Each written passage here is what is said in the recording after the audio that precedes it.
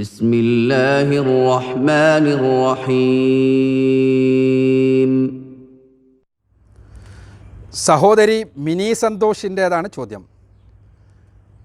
വ്യഭിചാരത്തിന് ശിക്ഷകൾ വിധിച്ചിരിക്കുന്ന ഖുർആൻ, പക്ഷേ ബലാത്സംഗത്തിന് ശിക്ഷ പറഞ്ഞിട്ടില്ല.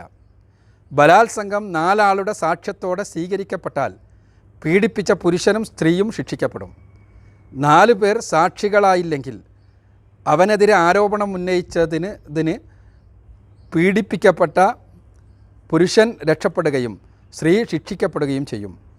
ഇതാണോ ഇസ്ലാമിലെ നീതി? ഇതാണോ സ്ത്രീകളെ സംരക്ഷിക്കുന്ന ഇസ്ലാം? ബലാത്സംഗത്തിന് പരിശുദ്ധ ഖുർആനിലെ ശിക്ഷയൊന്നും നൽകിയിട്ടില്ല. ആ ശിക്ഷകളാകട്ടെ, വ്യഭിചാരത്തിനുള്ള ശിക്ഷയാകട്ടെ, ഖുർആൻ പറഞ്ഞതനുസരിച്ച് നടപ്പാക്കിയാൽ തീർച്ചയായും ബലാത്സംഗം ചെയ്യപ്പെട്ട സ്ത്രീയാണ് ശിക്ഷിക്കപ്പെടുക എന്നാണ്. യഥാർത്ഥത്തിൽ ഖുർആനിലെ ശിക്ഷാവിധികളെക്കുറിച്ചോ ഇസ്ലാമിലെ ശിക്ഷാവിധികളെക്കുറിച്ചോ അറിയാത്ത ചില ആളുകൾ പെൺവാദത്തിൻ്റെ പേരിൽ തെറ്റിദ്ധരിപ്പിക്കുവാൻ വേണ്ടി ഉന്നയിക്കുന്ന വാദങ്ങളിൽ തെറ്റിദ്ധരിപ്പിക്കപ്പെട്ട വ്യക്തിയാണ് നമ്മുടെ സഹോദരി എന്നാണ് എനിക്ക് മനസ്സിലാക്കാൻ കഴിയുന്നത്. പരിശുദ്ധ ഖുർആനിൽ ഏതാനും കുറ്റങ്ങൾക്ക് മാത്രമേ ശിക്ഷ വിധിച്ചിട്ടുള്ളൂ. ഖുർആൻ നേർക്ക് നേരെ ശിക്ഷ വിധിച്ച കുറ്റങ്ങൾ വളരെ കുറവാണ്. കൊലപാതകത്തിനുണ്ട്, അതേപോലെ തന്നെ വ്യഭിചാരത്തിനുണ്ട്, അതേപോലെ തന്നെ കളവിനുണ്ട്. ഇങ്ങനെ ചില കുറ്റങ്ങൾക്ക് മാത്രമേ ഉള്ളൂ. കുറ്റങ്ങളുടെ സ്പെക്ട്രം എന്നുള്ളത്, കുറ്റങ്ങളുടെ ഒരു ധാര എന്നുള്ളത് ഇത്രയൊന്നും അല്ലല്ലോ, ഒരുപാടുണ്ട്. ആ കുറ്റങ്ങൾക്ക് ചില സവിശേഷതകളുണ്ട്. ഇത് അടിസ്ഥാനപരമായ കുറ്റങ്ങളാണ്. ഈ കുറ്റങ്ങളെ കൂട്ടിയോജിപ്പിച്ചും എടുത്തു മാറ്റിയും യോജിപ്പിച്ചും എല്ലാമാണ് പല കുറ്റങ്ങളുണ്ടാവുക. ആ കുറ്റങ്ങൾ, ഈ കുറ്റങ്ങളുടെ ശിക്ഷകളെ എല്ലാം ഒരുമിച്ച് കൂട്ടിക്കൊണ്ടാണ് വിധിക്കേണ്ടത്. ആര്? ഓരോ കാലത്തെയും ജഡ്ജിമാർ. ഓരോ കാലത്തെയും ജഡ്ജിമാർ ഒരു കുറ്റം, പലതരത്തിലുള്ള കുറ്റം, ആ കുറ്റം ഏത് രൂപത്തിൽ എങ്ങനെയൊക്കെ ആണുള്ളത് എന്ന് പരിശോധിച്ച് അതിൻ്റെ അടിസ്ഥാനത്തിൽ ശിക്ഷ വിധിക്കണമെന്നുള്ളതാണ് ഇസ്ലാമിൻ്റെ ഈ രംഗത്തുള്ള കാഴ്ചപ്പാട്. അതുകൊണ്ടാണ് പിൽക്കാലഘട്ടത്തിൽ മുസ്ലിം കർമ്മശാസ്ത്ര പണ്ഡിതന്മാർ, ഫിഖ്ഹ് വിശാരദന്മാർ ഈ വിഷയമെല്ലാം വളരെ വിശദമായി ചർച്ച ചെയ്തിട്ടുള്ളത്. യഥാർത്ഥത്തിൽ വ്യഭിചാരവുമായി ബന്ധപ്പെട്ട് തന്നെ പരിശുദ്ധ ഖുർആനിൽ ഒരൊറ്റ ശിക്ഷ മാത്രമേ പറയണുള്ളൂ. ഖുർആൻ 24-ാമത്തെ അധ്യായം സൂറത്തു നൂറിലെ 2-ാമത്തെ വചനത്തിൽ വ്യഭിചാരികളെ അടിക്കണമെന്നാണ്. അടിക്കേണ്ടത് 100 അടിയാണ്, പരസ്യമായാണ് ചെയ്യേണ്ടത്. ആ വ്യഭിചാരിയെയും വ്യഭിചാരിണിയെയും. ഇതെന്താണ്? കൺസെൻറ്റോടുകൂടി നടത്തുന്ന വ്യഭിചാരത്തിനുള്ള ശിക്ഷയാണ്. എന്നാൽ ഹദീസുകളിൽ വ്യഭിചരിച്ചയാൾ, അയാൾ വിവാഹിതനാണെങ്കിൽ അയാളെ കൊല്ലണമെന്നാണ് ശിക്ഷ. വ്യഭിചാരത്തെ ഇസ്ലാം കാണുന്നത് കേവലം വ്യക്തികൾ നടത്തുന്ന ഒരു സംതൃപ്തമായ ഒരു ലൈംഗിക ബന്ധമായിട്ടല്ല, മറിച്ച് സാമൂഹ്യ ധാർമ്മികതയ്ക്ക് നേരെയുള്ള കടന്നേറ്റമായിട്ടാണ്.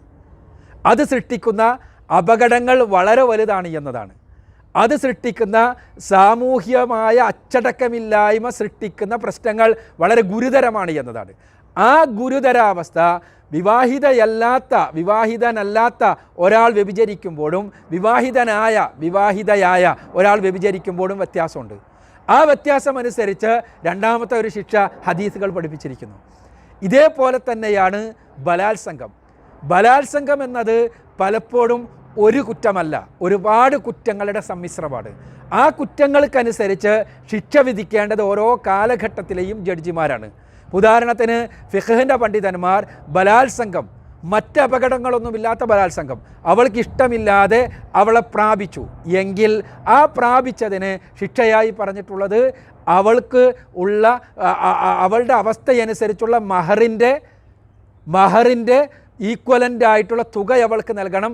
അതോടൊപ്പം തന്നെ ഹദ് നടപ്പാക്കുകയും വേണം. ഹദ് എന്ന് പറഞ്ഞാൽ വിവാഹിതനല്ല ബലാത്സംഗം നടത്തിയതെങ്കിൽ അയാളെ പരസ്യമായി 100 അടികൾ അടിക്കണം. വിവാഹിതനാണെങ്കിൽ അയാളെ കൊന്നുകളയണം. ഇത് രണ്ടും വേണം എന്നാണ്. അവരുടെ അടുത്തുനിന്ന് ഈ വിവാഹമൂല്യത്തിന് തുല്യമായ തുക വാങ്ങണം. ഇമാം ഷാഫി എല്ലാം പറഞ്ഞിട്ടുള്ള അതാണ്. ഇതെന്താണ്? ഇത് സാധാരണഗതിയിലുള്ള ബലാത്സംഗം. അതേസമയം ബലാത്സംഗം അത് കൂടുതൽ പീഡനാത്മകമാകുകയാണെങ്കിലോ, പീഡനം എത്രയാണോ ഉണ്ടായത് അതിനനുസരിച്ചാണ് ശിക്ഷ വിധിക്കേണ്ടത്. അവിടെ പീഡനം ഒരു പ്രധാനപ്പെട്ട പ്രശ്നമാകുകയാണ്.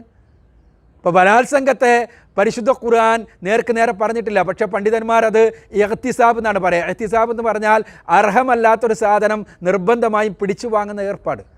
ആ ഇഹ്തിസാബ് ഏതൊക്കെ തലത്തിൽ വരാം? പല രൂപങ്ങളിൽ വരാം. അങ്ങനെ പല രൂപങ്ങളിൽ വരുമ്പോൾ അതിനനുസരിച്ച് ശിക്ഷ മാറും.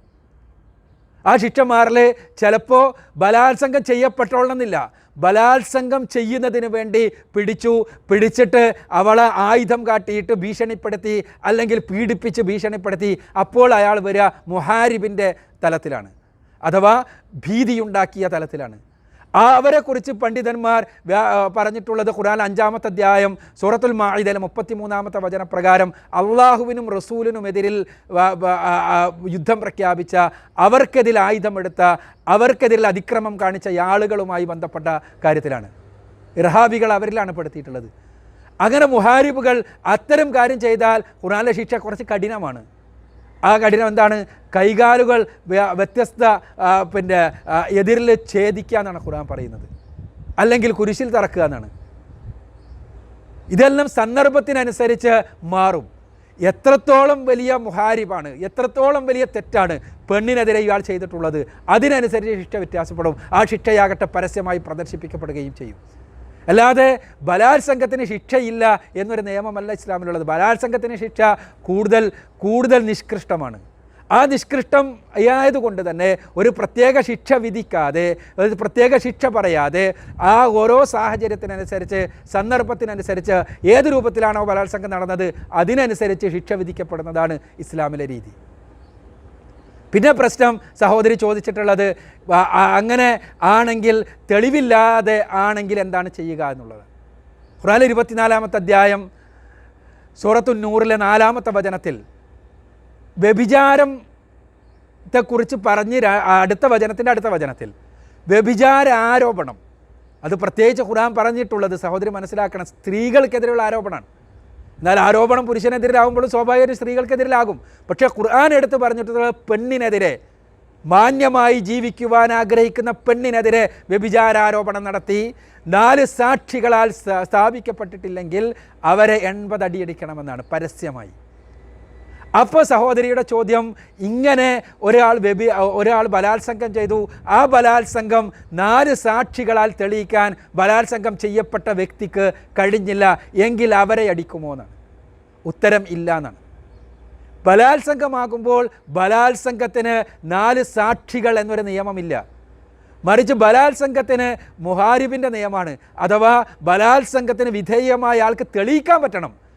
അല്ലാതെ വെറുതെ ഇപ്പോൾ പലരും ചെയ്യുന്നത് പോലെ ഒരു പെണ്ണിനെ ഉപയോഗിച്ച് ഹണി ട്രാപ്പിൽ പെടുത്തിയിട്ട് അവളെ ഉപയോഗിച്ച് ആളുകളെ ഭീഷണിപ്പെടുത്തുന്ന, പ്രയാസപ്പെടുത്തുന്ന, തങ്ങളുടെ രാഷ്ട്രീയമായ ലക്ഷ്യങ്ങൾ നേടിയെടുക്കാൻ ശ്രമിക്കുന്ന ഏർപ്പാടൊന്നും ഇസ്ലാമിക നിയമമുള്ളപ്പോൾ അവിടെ ഉണ്ടാവില്ല.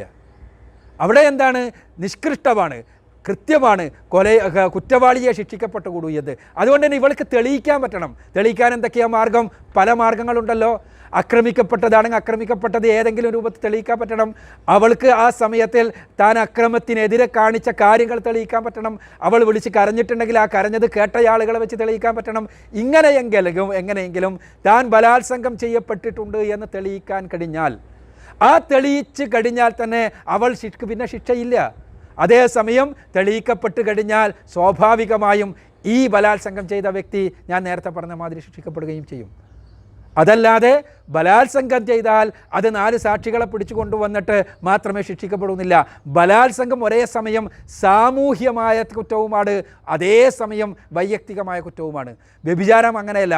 വ്യക്തിപരമായി രണ്ടുപേർക്കും ഇഷ്ടത്തിലാണ് എന്നുള്ളത് കൊണ്ട് തന്നെ ഒരാൾക്കെതിരെ മറ്റേയാൾ കുറ്റം ചെയ്യുന്നില്ല, മറ്റേയാൾക്കെതിരെ മറ്റേയാൾ കുറ്റം ചെയ്യുന്നില്ല. പക്ഷേ സാമൂഹ്യമായ കുറ്റമാണ്. ഞാൻ നേരത്തെ സൂചിപ്പിച്ചു അത്.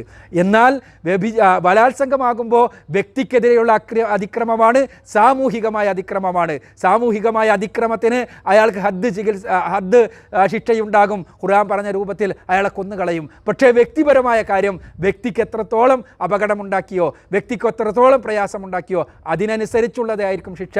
അതിന് ചിലപ്പോൾ ബലാത്സംഗം ചെയ്യപ്പെട്ടുകൊള്ളണമെന്ന് പോലുമില്ല.